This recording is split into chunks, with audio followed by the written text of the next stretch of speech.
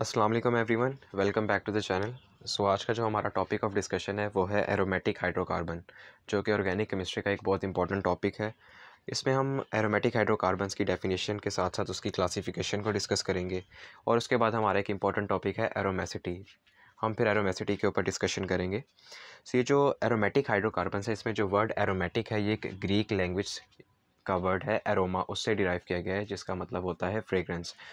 Aromatic hydrocarbons की definition कुछ इस तरह है। ये ऐसे हाइड्रोकार्बन्स हैं जिनमें एटलीस्ट वन बेंजीन रिंग हो, यानी एक बेंजीन रिंग हो जिन हाइड्रोकार्बन्स में, उन्हें हम एरोमेटिक हाइड्रोकार्बन्स कहते हैं।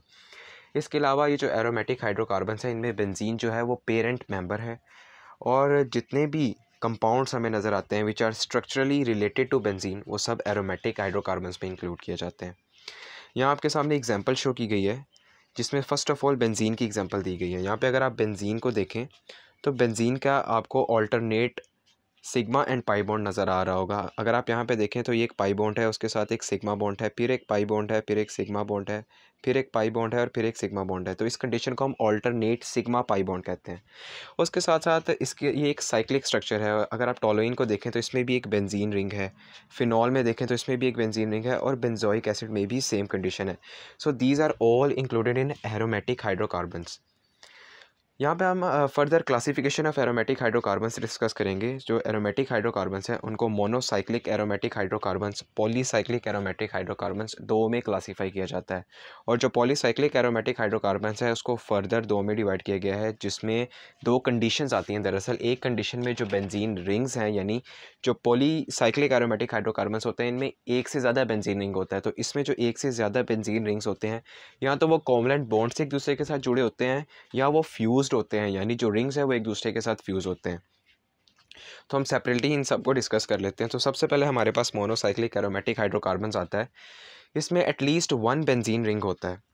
अगर हम यहाँ पे एग्जांपल देखें, यानी जो हमारे पास आते हैं मोनोसाइक्लिक एरोमेटिक हाइड्रोकार्बन्स, ये ऐसे एरोमेटिक हाइड्रोकार्बन्स होते हैं जिनमें एटलीस्ट वन बेंजीन रिंग हो। यहाँ सेंटर में आपको बेंजीन रिंग नज़र आ रहा है।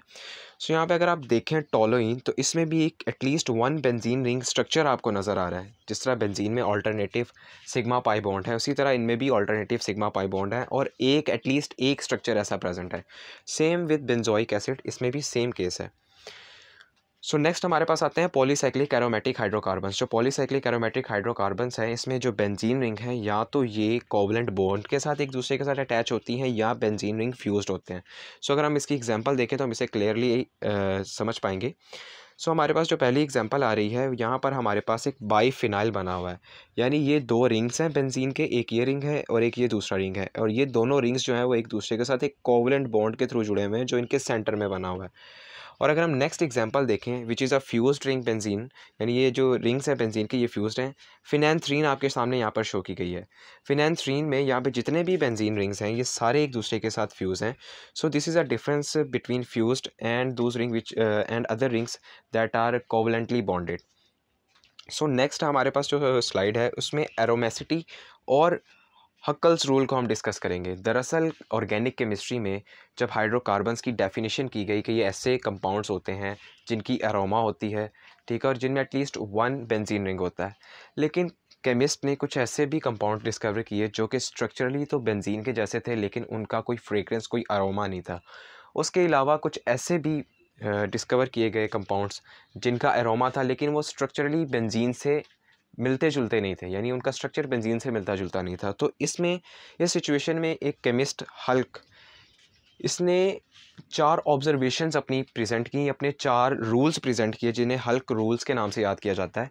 इसने दरअसल ये जो चार रूल्स दिए, इन्होंने बाउंड कर दिया एक कंपाउंड को कि अगर ये कंपाउंड चार रूल्स या ये चार निशानियां शो करता है तभी वो एरोमेटिक हाइड्रोकार्बन है, इसके अलावा वो एरोमेटिक हाइड्रोकार्बन नहीं है। उन चार रूल्स में उसने सबसे पहले कहा कि वो कंपाउंड साइक्लिक होना चाहिए। ये कंडीशंस या रूल्स जो उसने ऑब्जर्वेशंस की थी, या तो वो कंपाउंड साइक्लिक होना चाहिए, या तो वो कंपाउंड कॉन्जुगेट होना चाहिए, या तो वो कंपाउंड प्लेनर होना चाहिए, या वो कंपाउंड में 4n+2 पाई वाली कंडीशन, यानी ये चारों condition at a time present हो, तभी जाकर एक कंपाउंड को हम एरोमेटिक कंपाउंड कहते हैं। वेयर n जो है वो होल नंबर है, 0 से लेके 1 2 3 एंड सो ऑन हो सकता है। तो हम सिंगली इन सब को डिस्कस करते हैं।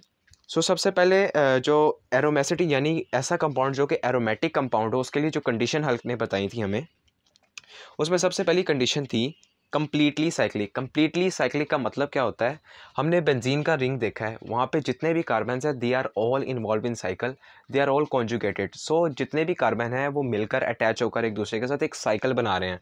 सो एरोमेटिक कंपाउंड होने के लिए पहली शर्त जो रखी गई वो ये रखी गई कि जितने भी एटम्स हैं वो एक दूसरे के साथ एक साइकिल में अटैच होंगे। दूसरी शर्त रखी गई कम्प्लीटली कॉन्जुगेटेड। यहाँ कम्प्लीटली कॉन्जुगेटेड में मैंने जिस तरह आपको फर्स्ट एग्जांपल में शो करवाया, बेंजीन के पास ऑल्टरनेट सिग्मा पाई बॉन्ड है, यानी एक पाई बॉन्ड उससे अगला बॉन्ड सिग्मा, फिर एक पाई बॉन्ड और उससे अगला बॉन्ड सिग्मा। सो ये जो कम्प्लीटली कॉन्जुगेट है इसमें दरअसल 3 कैटेगरीज आती हैं। इसमें या तो हमारे पास एक कंडीशन हो सकती है ऑल्टरनेट सिग्मा पाई बॉन्ड, या हमारे पास एक पॉजिटिवली चार्ज्ड पी ऑर्बिटल होता है। अगर किसी एटम के ऊपर पॉजिटिव चार्ज है इसका मतलब ये है कि उसका पी ऑर्बिटल वेकेंट है, वहाँ पर इलेक्ट्रॉन डेफिशिएंसी है। और जो लॉन पेयर है, लॉन पेयर भी इस बात की निशानी है कि वो कॉन्जुगेशन शो कर सकता है। सो जो लॉन पेयर है वो कॉन्जुगेशन में हिस्सा ले सकता है। इसका मतलब ये कि कॉन्जुगेशन में हमारे पास 3 कैटेगरीज आ गई। हमारे पास ऑल्टरनेट सिग्मा पाई बॉन्ड आ गया, हमारे पास लॉन पेयर आ गया, और हमारे पास पॉजिटिव चार्ज यानी कि वेकेंट पी ऑर्बिटल आ गया। थर्ड कंडीशन जो उसने यहाँ पर बताई है वो है प्लेनर, यानी यहाँ पर हम 2 कंडीशन डिस्कस कर चुके हैं, साइक्लिक वाली और कंप्लीट कॉन्जुगेट वाली। थर्ड कंडीशन वो बताता है प्लेनर। अगर आप चेक करना चाहते हैं कोई कंपाउंड प्लेनर है तो उसका सबसे ईजी वे है वो चेक करें उसकी हाइब्रिडाइजेशन। अगर तो कंपाउंड sp2 हाइब्रिडाइजेशन शो करता है then it is a planar. अब sp2 हाइब्रिडाइजेशन का मतलब क्या है, अगर हम चेक करना चाहते हैं तो हमें उस एटम के लिंक्स चेक करने पड़ेंगे, यानी वो एटम लिंक किस तरह लिंक बना रहा है, कितने बॉन्ड्स उसके लिंक हैं दूसरे एटम्स के साथ। अगर लिंकेज की समझ नहीं आती तो आप एटलीस्ट आपके सामने अगर मॉलिक्यूल आता है तो आप सिर्फ इतना देख लें कि वो सिग्मा बॉन्ड कितने बना रहा है। जितने वो सिग्मा बॉन्ड बनाएगा उसी हिसाब से हम उसकी sp हाइब्रिडाइजेशन बता सकते हैं। अगर तो वो 3 सिग्मा बॉन्ड बना रहा है देन उसकी हाइब्रिडाइजेशन sp2 हाइब्रिडाइजेशन है। और अगर वो 4 सिग्मा बॉन्ड बना रहा है, जैसे कि मीथेन के केस में कार्बन के साथ 4 हाइड्रोजन जुड़े होते हैं, तो वो sp3 हाइब्रिडाइजेशन है। ठीक हो गया। उसके बाद जो हमारे पास फोर्थ एंड लास्ट कंडीशन है वो है 4n+2 पाई कंडीशन। 4n+2 पाई कंडीशन का दरअसल मतलब ये है, this condition tell us how many electrons are truly involved in resonance.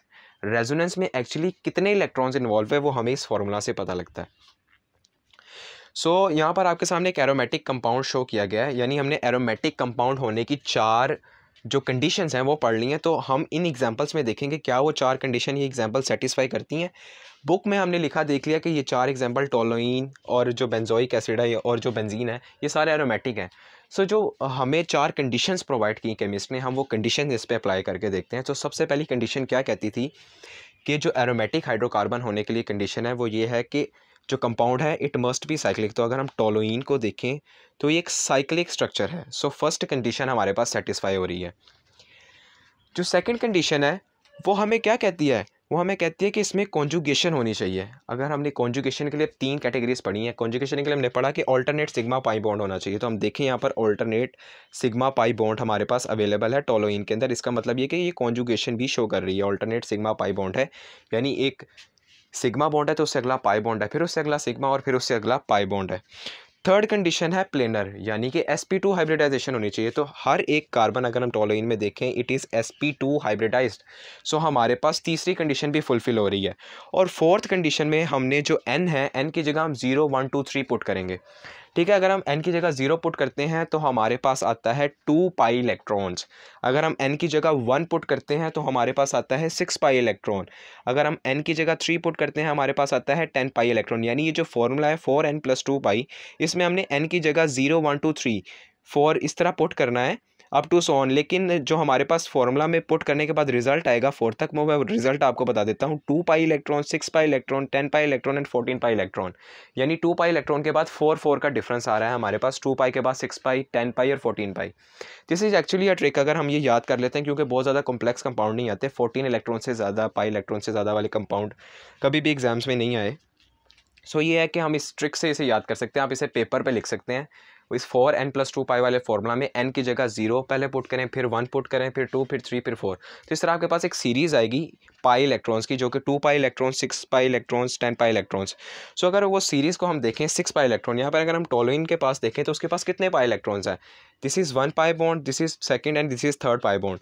So actually यहाँ पे 6 पाई इलेक्ट्रॉन है, तो हमारे पास फोर्थ वाला जो कंडीशन है वो भी सेटिस्फाई हो रही है, क्योंकि 6 पाई इलेक्ट्रॉन्स जो हैं हमारे पास, वो फोर्थ फार्मूला में अगर हम पुट करें तो हमारे पास जो 6 पाई इलेक्ट्रॉन वाली कंडीशन है वो भी सेटिस्फाई हो रही है। इसका मतलब ये कि टोलुइन जो है ये हमारे पास एरोमेटिक हाइड्रोकार्बन है। Same in case of benzoic acid, आप बेंजोइक एसिड को खुद भी डिटरमाइन कर सकते हैं, इससे आप अपनी असाइनमेंट समझ लें। और बेंजीन भी सेम सिचुएशन शो करता है, जिस वजह से हम इन्हें एरोमेटिक हाइड्रोकार्बन्स कहते हैं। नेक्स्ट हमारे पास आते हैं एंटी एरोमेटिक हाइड्रोकार्बन्स। एरोमेटिक और एंटी एरोमेटिक में सिर्फ एक पॉइंट का डिफरेंस है, यानी पहले 3 पॉइंट्स वही हैं अगर हम कंडीशंस देख लें। सो जो एंटी एरोमेटिक हाइड्रोकार्बन्स है वो क्या कहते हैं कि जो हमारे पास कंपाउंड है वो एंटी एरोमेटिक तब होगा जब वो साइक्लिक होगा, जब वो कॉन्जुगेशन शो करेगा और जब वो प्लेनर होगा। तो 3 सिचुएशन तो सिमिलर हैं एरोमेटिक के। जो चौथा डिफरेंस आ रहा है वो सिर्फ इसमें आ रहा है कि हमारे पास जो एरोमेटिक थे उसमें 4n+2 पाई इलेक्ट्रॉन्स थे, लेकिन यहाँ पे हमारे पास 4n पाई इलेक्ट्रॉन्स आ रहे हैं। ठीक है, सो 4n पाई इलेक्ट्रॉन्स जो हैं इसमें भी हमने n की जगह 0 पुट नहीं करना। अब यहाँ पे ख्याल इस चीज़ का रखना है कि एरोमेटिक में हम n की जगह 0, 1, 2, 3, 4 यानी होल नंबर पुट करते थे, लेकिन जो एंटी एरोमेटिक है इसमें हमने 0 पुट नहीं करना, हमने n की जो नंबरिंग है वो 1, 2, 3 से ऑनवर्ड स्टार्ट करनी है। क्योंकि अगर हम n जो है उसको 0 पुट करेंगे तो हमारे पास, अगर आप इस फॉर्मूला में पुट करके देखें n=0, तो हमारे पास पाई इलेक्ट्रॉन 0 आएंगे। अगर पाई इलेक्ट्रॉन ही नहीं होंगे तो हमारे पास कॉन्जुगेशन नहीं होगी, तो जो कंडीशंस है वो सेटिस्फाई नहीं होगी। सो जो हमारे पास कंपाउंड आएगा वो एंटी एरोमेटिक नहीं होगा। सो हम इसमें नंबरिंग पुट करेंगे 1, 2, 3 से सो ऑन। यहाँ पे एक एग्जांपल आपके सामने शो की गई है साइक्लोब्यूटाडाइईन। सो साइक्लोब्यूटाडाइईन एक एंटी एरोमेटिक हाइड्रोकार्बन है। वो किस तरह हम उसकी कंडीशन जिस पे भी अप्लाई करके देख सकते हैं। सबसे पहले उन्होंने कहा कि इसे साइक्लिक होना चाहिए। साइक्लिक भी है ये, अगर ये बॉन्ड टूटता है यहाँ शिफ्ट हो जाता है, ये बॉन्ड टूटकर यहाँ शिफ्ट हो जाता है। इट्स मीन के साइक्लिक भी है, साइक्लिक तो स्ट्रक्चर हमें नज़र भी आ रहा है, उसके अलावा इसमें कॉन्जुगेशन भी है। थर्डली अगर हम देखें इसके अंदर जितने भी कार्बन्स यहाँ पर अटैच हैं they all are sp2 hybridise, यानी प्लेनर कंडीशन भी सेटिस्फाई हो रही है। और अगर हम इसमें भी वो सीरीज़ बना लें जिस तरह हमने फर्स्ट में बनाई थी, तो यहाँ पर अगर हम n के वैल्यू 1 पुट करें तो हमारे पास सबसे पहले आता है 4 पाई इलेक्ट्रॉन्स। अगर हम n की वैल्यू 2 पुट करें तो हमारे पास 8 पाई इलेक्ट्रॉन्स आते हैं, और अगर हम n की वैल्यू 3 पुट करें तो हमारे पास 12 पाई इलेक्ट्रॉन आते हैं। सो अगर हम यहाँ पे देखें 4 पाई इलेक्ट्रॉन्स भी जो है, जिसके पास 4 पाई इलेक्ट्रॉन है वो एंटी एरोमेटिक है। यहाँ पर अगर हम देखें तो हमारे पास कितने पाई इलेक्ट्रॉन्स हैं, 1, 2, 3 एंड 4, यानी एक बॉन्ड में 2 इलेक्ट्रॉन्स होते हैं। सो 4 पाई इलेक्ट्रॉन है, यहाँ पर फोर्थ कंडीशन भी सेटिस्फाई हो रही है। इसका मतलब ये कि साइक्लोब्यूटाडाइईन जो है वो एक एंटी एरोमेटिक हाइड्रोकार्बन है। थर्डली हमारे पास आते हैं नॉन एरोमेटिक हाइड्रोकार्बन। ये नाम से ही जाहिर है ऐसा कंपाउंड जो कि एरोमेटिक भी ना हो और एंटी एरोमेटिक भी ना हो, यानी चारों कंडीशंस जो दी गई हैं एरोमेटिक और एंटी एरोमेटिक के लिए, उन चारों कंडीशंस को वो सेटिस्फाई ना करता हो, ऐसा कंपाउंड नॉन एरोमेटिक कंपाउंड होता है। इसकी अगर सबसे सिंपल एग्जाम्पल हम देखें तो हमारे पास CH3Br यानी मिथाइल ब्रोमाइड आता है, यानी जिसमें कोई साइक्लिक स्ट्रक्चर नहीं है, जिसमें कोई कॉन्जुगेशन नहीं है, जिसमें किसी तरह का प्लेनर स्ट्रक्चर भी हमें नज़र नहीं आ रहा। इसकी एग्जांपल आगे आपको शो की है। यहाँ पर अगर आप देखें आपके साथ एक पेंटीन का स्ट्रक्चर शेयर किया गया है। यहाँ पे अगर आप देखें यहाँ पर डबल बॉन्ड तो है, लेकिन ना ही कोई कार्बन जो है वो प्लेनर यानी sp2 हाइब्रिडाइजेशन शो कर रहा है। यहाँ पे सारे कार्बन नहीं शो करे, एटलीस्ट कुछ कार्बन तो शो कर रहे हैं, लेकिन ये साइक्लिक स्ट्रक्चर नहीं है, ना ही इसमें कॉन्जुगेशन है। सो इसमें ना ही एरोमेटिक ना ही एंटी एरोमेटिक कोई भी प्रॉपर्टी नहीं है, जिसकी वजह से ये हमारे पास नॉन एरोमेटिक हाइड्रोकार्बन है। उसके अलावा यहाँ पे एक स्ट्रक्चर आपको नज़र आ रहा होगा which is just like benzene but it is not a benzene. इस पर सिर्फ एक पाई बॉन्ड है, और इस पाई बॉन्ड की ना तो कॉन्जुगेशन हो सकती है, ठीक है। ये स्ट्रक्चर हमें साइक्लिक नज़र आ रहा है लेकिन साइक्लिक नहीं है, ना ही इसमें कॉन्जुगेशन हो रही है, ना ही ये प्लेनर स्ट्रक्चर है। तो हमें तीसरी कंडीशन की तरफ जाने की ज़रूरत ही नहीं पड़ेगी, क्योंकि फर्स्ट 3 कंडीशन ही सेटिस्फाई नहीं हो रही। उसके बाद हमारे पास स्टेबिलिटी ऑर्डर आता है। अगर हम इन तीनों को कंपेयर करें, सो जो एरोमेटिक हाइड्रोकार्बन्स हैं these are the most stable one, then comes the non aromatic hydrocarbons and then come the anti aromatic hydrocarbon. दरअसल जितने भी हाइड्रोकार्बन्स, जितने भी हमारे पास कंपाउंड्स दुनिया में एग्जिस्ट कर रहे हैं, उनमें सबसे ज़्यादा स्टेबल जो हैं वो एरोमेटिक हैं। देन कम्स नॉन एरोमेटिक, जिसकी मैंने आपको सिंपली एग्जांपल भी दी, जिनमें कोई साइकिल नहीं होता, जिनमें कोई कॉन्जुगेशन नहीं होती, जिसकी सिंपल एग्जांपल CH3Br दी है, CH3Cl है। और anti aromatic these are the most unstable in the universe, so they tend to be stable, यानी ये जैसे ही अनस्टेबल होते हैं, जो भी चीज़ दुनिया में अनस्टेबल है वो इस कोशिश में है कि वो किसी ना किसी तरह स्टेबल हो जाए। सो स्टेबल होने के लिए एंटी एरोमेटिक हाइड्रोकार्बन्स जो हैं ये भी कुछ रिएक्शन शो करते हैं, जिसकी एक एग्जांपल मैंने आपको आगे दिखाई है, dimerisation of anti aromatic hydrocarbons. यहाँ पर मैंने सेम वही एग्जांपल लिया, आपको शो किया है, जिसमें साइक्लोहेक्साडाइंस लिए हैं, 2 साइक्लोहेक्साडाइन लिए हैं, जो हमने पीछे एग्जांपल ली थी एंटी एरोमेटिक हाइड्रोकार्बन्स में। 2 साइक्लोहेक्साडाइंस का रिएक्शन करवाया, जिसके बाद हमारे पास एक डाइमर आया।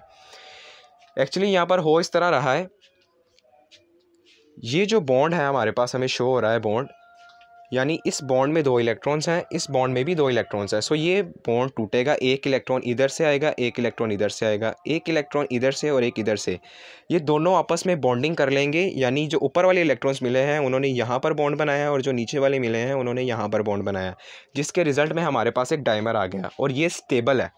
वो किस तरह स्टेबल है, अगर हम देखें साइक्लोहेक्साडाइन हमने पढ़ा कि अनस्टेबल है क्योंकि ये एंटी एरोमेटिक हाइड्रोकार्बन है। अब ये स्टेबल किस तरह हो गया, क्योंकि हम इसकी कंडीशंस देख लेते हैं, क्योंकि अब यहाँ पे ना ही कोई साइक्लिक स्ट्रक्चर है, ना ही यहाँ पर कॉन्जुगेशन होने वाली है, क्योंकि ये बॉन्ड शिफ्ट नहीं होंगे, ये जो डाइमर में बॉन्ड्स हैं। सो ना ही इनमें जो अब कार्बन हैं वो प्लेनर स्ट्रक्चर शो कर रहे हैं, यानी प्लेनर नहीं है, sp2 हाइब्रिडाइजेशन नहीं है, जिसकी वजह से ये हमारे पास एक नॉन एरोमेटिक कंपाउंड आ गया। जो नॉन एरोमेटिक कंपाउंड है ये स्टेबल होते हैं as compare to anti aromatic compounds. So anti aromatic compound के कम्बिनेशन से हमारे पास एरोमेटिक या नॉन एरोमेटिक कंपाउंड बनते हैं, जिसकी सिर्फ एक रिएक्शन की एग्जांपल आपको यहाँ पे शो की है, just for the sake of understanding. Next हमारे पास एक प्रैक्टिस क्वेश्चन है। यहाँ पे आपको एक्चुअली ये समझाने की कोशिश की गई है, क्योंकि मैंने पिछली कॉन्जुगेशन वाली स्लाइड में आपको बताया था कि कॉन्जुगेशन में 3 कंडीशंस आती हैं, जिसमें पाई बॉन्ड और सिग्मा बॉन्ड ऑल्टरनेट कर रहे होते हैं एक दूसरे के साथ, या तो हमारे पास पॉजिटिव चार्ज यानी कि वेकेंट पी ऑर्बिटल होता है, या हमारे पास पाई इलेक्ट्रॉन होता है। तो यहाँ पे हम देखेंगे पाई इलेक्ट्रॉन कैसे कॉन्जुगेशन में हिस्सा ले रहा है। दरअसल ये जो पाई इलेक्ट्रॉन है ये नाइट्रोजन के ऊपर, ये यहाँ से मूव करेगा इधर, जो अंदर जाके कॉन्जुगेट हो जाएगा, ये बॉन्ड मूव करेगा इस तरफ टूटकर, ये बॉन्ड टूटकर इस तरफ मूव करेगा, और इसके रिजल्ट में हमारे पास एक कॉन्जुगेट स्ट्रक्चर आएगा जो कि इस तरह आएगा, और नाइट्रोजन के ऊपर पॉजिटिव चार्ज आ जाएगा क्योंकि इसके इलेक्ट्रॉन मूव कर गए हैं। सो ये एक इसका रेजोनेंस या कॉन्जुगेट स्ट्रक्चर है हमारे पास, ठीक है। और इसी तरह बॉन्ड फिर टूटेगा और नाइट्रोजन को उसके इलेक्ट्रॉन वापस मिलेंगे, और इस तरह ये विद इन माइक्रो या नैनो सेकेंड्स काम होता है, जिसकी वजह से एक मॉलिक्यूल ओवरऑल हमें स्टेबल नज़र आता है। इसकी एक एग्जांपल क्लियर हो जाएगी आपको नेक्स्ट स्लाइड से। इसमें दरअसल पायरोल और पायरामेडीन का कंपैरिजन किया गया है। दरअसल एग्जाम में क्वेश्चन कुछ इस तरह आता है कि पायरामेडीन के ऊपर जो पायरामेडीन और पायरोल दोनों के पास नाइट्रोजन है, और दोनों नाइट्रोजन्स के ऊपर एक लोन पेयर है, लेकिन जो पायरामेडीन है उसका लोन पेयर कॉन्जुगेशन में हिस्सा नहीं लेता है, लेकिन जो पायरोल है उसका लोन पेयर कॉन्जुगेशन में हिस्सा लेता है। इसका रीज़न ये है हमारे पास कि जो पायरामेडीन है इसके पास 3 ऑल्टरनेट बॉन्ड हैं, यानी एक ये सिग्मा, फिर सिग्मा के साथ एक पाई है, फिर एक पाई बॉन्ड है, फिर एक सिग्मा है, फिर एक पाई है, फिर एक सिग्मा है। यानी ये पाई बॉन्ड और सिग्मा बॉन्ड, ये बॉन्ड टूटकर इस तरफ जा रहा है, ये बॉन्ड टूटकर इस तरफ जा रहा है, ये बॉन्ड टूटकर इस तरफ जा रहा है। यानी ओवरऑल बॉन्ड टूटने की वजह से अंदर जितने भी एटम्स हैं वो एक दूसरे को सेटिस्फाई कर रहे हैं।